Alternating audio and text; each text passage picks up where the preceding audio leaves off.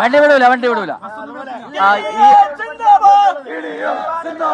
ഞങ്ങൾക്ക് ശമ്പളം കിട്ടിയിട്ടില്ല, ഒരു ആനുകൂല്യങ്ങളും തന്നിട്ടില്ല. ചെയ്ത ജോലിയുടെ കൂലിയെങ്കിലും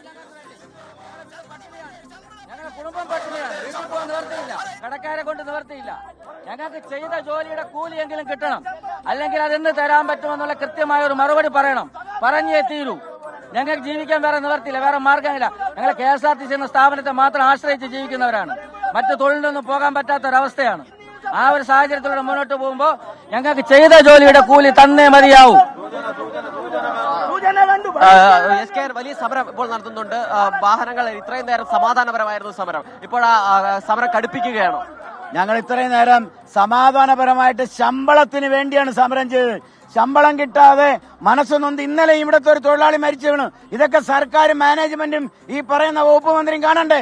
ഞങ്ങൾ ശമ്പളത്തിന് വേണ്ടിയല്ലേ സമരം ചെയ്യുന്നത്? ഞങ്ങൾ കുടുംബം പോറ്റാൻ വേണ്ടിയല്ലേ ഈ സമരം ചെയ്യുന്നത്? ഈ തെരുവിൽ കിടക്കുന്ന വേറെ ആനുകൂല്യങ്ങൾ ചോദിച്ചും സർക്കാരിനെ അട്ടിമറിക്കാനുമല്ല, ഞങ്ങൾ ജോലി ചെയ്തതിന്റെ ശമ്പളത്തിന് വേണ്ടിയാണ് ഈ സമരം നടത്തിയത്. ഇത്രയും നേരം ഞങ്ങൾ സമാധാനപരമായിട്ടാണ് സമരം നടത്തിയത്. പോലീസിനെ ഉപയോഗിച്ച് ഞങ്ങളെ മർദ്ദിക്കാൻ ശ്രമിച്ചാൽ ഞങ്ങളിവിടെ മരിച്ചു വീഴും. ഞങ്ങളെ നെഞ്ചിക്കൂടെ വണ്ടി കയറ്റിപ്പോട്ട്, അല്ലാതെ ഞങ്ങൾ ഈ സമരത്തിൽ നിന്ന് പിന്മാറൂല. പോലീസ് മാന്യമായിട്ടാണെങ്കിൽ മാന്യത, ഇല്ലെങ്കിൽ ഞങ്ങൾ സമരത്തിലേക്ക് പോവും. അത് ശക്തമായ സമരത്തിലേക്ക് തന്നെ ഞങ്ങൾ പോവും. യാതൊരുവിധ വിട്ടുവീഴ്ചയില്ല. ഇത്രയും നേരം സമാധാനമായിട്ടാണ് ഞങ്ങൾ നടത്തിയത്. ഈ വണ്ടികളൊന്നും വിടില്ല എന്നൊരു നിലപാടുണ്ട്. ഒരു വശത്തോടെ ഒന്നും വിടില്ല എന്നല്ല, ഞങ്ങൾ എന്തായാലും ഞങ്ങളിപ്പോ പ്രതിഷേധ സമരത്തിലാണ്. അതിനെപ്പറ്റി ഞങ്ങൾ ആലോചിക്കും. വണ്ടികൾ വിടണോ വിടണമെന്നതിനെ പറ്റി ആലോചിക്കും. പോലീസ് മാന്യമായിട്ട് ഇടപെട്ടാൽ നമ്മൾ അതിനെപ്പറ്റി എന്താണെന്നൊരു ഇതുണ്ടാവും.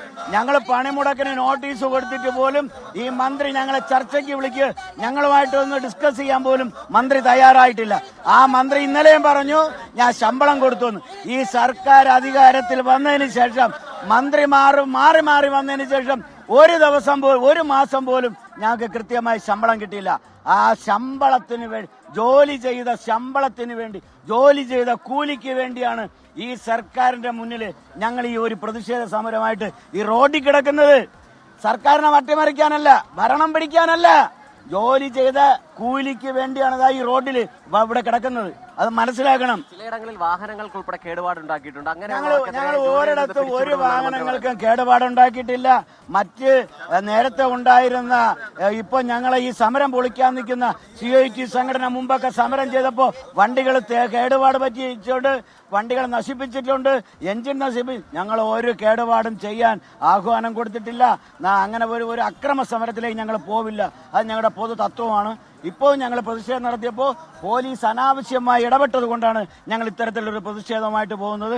ഇനി ഞങ്ങൾക്ക് ഡൈസോണല്ല, ഞങ്ങളെ തൂക്കിക്കൊന്നാലും ശരി, ഞങ്ങൾ ഈ സർക്കാരിൽ നിന്നും ശമ്പളവും ആനുകൂല്യവും വാങ്ങുന്നത് വരെ നിരന്തര സമരത്തിലായിരിക്കും. അല്ലെങ്കിൽ ഞങ്ങളെ തുറങ്കിലടക്കട്ടെ.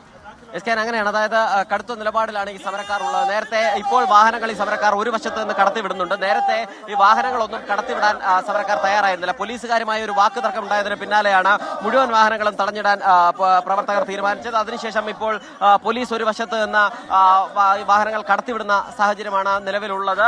മാത്രമല്ല സമരക്കാരും ഒരു വശത്തേക്ക് മാറി നിന്നിട്ടുണ്ട്. അവർ മുഴുവൻ വാഹനങ്ങൾ കടന്നു പോകേണ്ട എന്ന നിലപാടിൽ നിന്ന് പിന്തിരിഞ്ഞിട്ടുണ്ട്. അതേസമയം തങ്ങളെ പിരിച്ചുവിടാനായി ബലം പ്രയോഗിക്കുകയാണെങ്കിൽ പോലീസിനെതിരെ ശക്തമായി ചെറുത്തു നിൽക്കുകയും ഡിപ്പോയിൽ നിന്ന് ഒരു വാഹനവും ഓപ്പറേറ്റ് ചെയ്യാൻ സമ്മതിക്കില്ല എന്നുള്ളതാണ് സമരക്കാരുടെ നിലപാട്. നിലവിൽ തമ്പാനൂരിൽ അതായത് സംസ്ഥാനത്തെ എല്ലാ പ്രധാനപ്പെട്ട വാഹനങ്ങളും തമ്പാനൂർ ഡിപ്പോയിൽ, തിരുവനന്തപുരത്തേക്ക് എത്തുന്ന തമ്പാനൂർ ഡിപ്പോയിൽ കയറിയാണ് പോകുന്നത്. അത്തരം വാഹനങ്ങൾ എല്ലാം ഇവിടെ വരുന്നുണ്ട്. അതൊക്കെ തടയുന്ന ഒരു സാഹചര്യത്തിലേക്ക് നീങ്ങും എന്ന് സമരക്കാർ മുന്നറിയിപ്പ് നൽകുന്നു.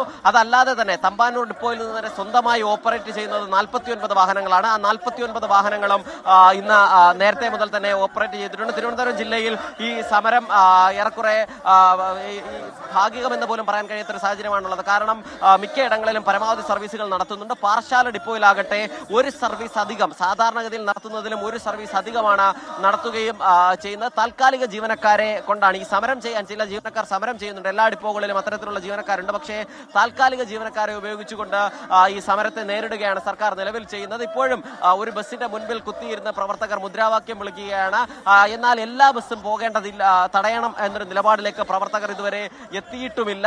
പോലീസ് ഒരു വശത്തായി കാവൽ നിൽക്കുന്നുണ്ട്. ആ വശത്ത് നിന്ന് പോലീസ് വാഹനങ്ങൾ നിയന്ത്രിക്കുകയും ചെയ്യുന്നുണ്ട്. അതേസമയം 5ഓളം വാഹനങ്ങൾ ഇവിടെ തടഞ്ഞിട്ടിരിക്കുന്ന സാഹചര്യമുണ്ട്. എന്നാൽ മറ്റു വശത്ത് നിന്നുള്ള വാഹനങ്ങൾ ഈ പ്രവർത്തകർ തന്നെ പോകാനും അനുവദിക്കുകയും ചെയ്യുന്നുണ്ട്. ആ കണക്ക്, അതായത് സംസ്ഥാനത്താകെ ഈ മുടങ്ങിയ ട്രിപ്പിന്റെ കണക്കുകൾ ഗതാഗത വകുപ്പ് ശേഖരിച്ചു കൊണ്ടിരിക്കുകയാണ്. ഡയസ്നോൺ ഉൾപ്പെടെ പ്രഖ്യാപിച്ചിരിക്കുന്ന ഒരു പശ്ചാത്തലം കൂടിയുണ്ട്. അതുകൊണ്ട് തന്നെ ആ കണക്കുകൾ ലഭിച്ചതിന് ശേഷമായിരിക്കും സർക്കാർ ഈ വിഷയത്തിൽ തുടർ നടപടിയെടുക്കുക. നിലവിൽ ആറ്റിങ്ങൽ ഡിപ്പോയിലുള്ളത് ആകെ 60 സർവീസുകൾ. അതിൽ ലോക്കൽ ഓർഡിനറി സർവീസുകൾ 10 എണ്ണം നടത്തുന്നില്ല. ബാക്കി എല്ലാ സർവീസുകളും അവിടെ നടത്തുന്നുണ്ട്. അതായത് 50 സർവീസുകൾ ആറ്റിങ്ങൽ ഡിപ്പോയിൽ നിന്ന് നടത്തുന്നു എന്നുള്ളതാണ് നമുക്ക് ലഭിക്കുന്ന വിവരം. ഒപ്പം തന്നെ കൊല്ലം ജില്ലയിൽ ഗതാഗത മന്ത്രിയുടെ മണ്ഡലത്തിലെ എല്ലാ സർവീസുകളും, പത്തനാപുരം മണ്ഡലത്തിൽ മുഴുവൻ സർവീസുകളും നടത്തുന്നുണ്ട്.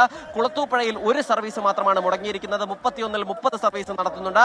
ചടയമംഗലത്ത് 44 സർവീസ് ആകെയുള്ളതിൽ 40 സർവീസ് നടത്തുന്നുണ്ട്. 4 സർവീസുകളാണ് നടത്താത്തത്. കൊല്ലത്ത് 78-ൽ 61 സർവീസ് നടത്തുമ്പോൾ 17 ബസ്സുകൾ സമരത്തിലാണ്. കൊട്ടാരക്കരയിൽ 3 സർവീസുകൾ ഒഴികെ മറ്റെല്ലാ സർവീസുകളും നടക്കുന്നുണ്ട്. കരുനാഗപ്പള്ളിയിലും ഒരു സർവീസ് ഒഴികെ ബാക്കി എല്ലാ സർവീസുകളും നടത്തുന്ന സാഹചര്യമുണ്ട്.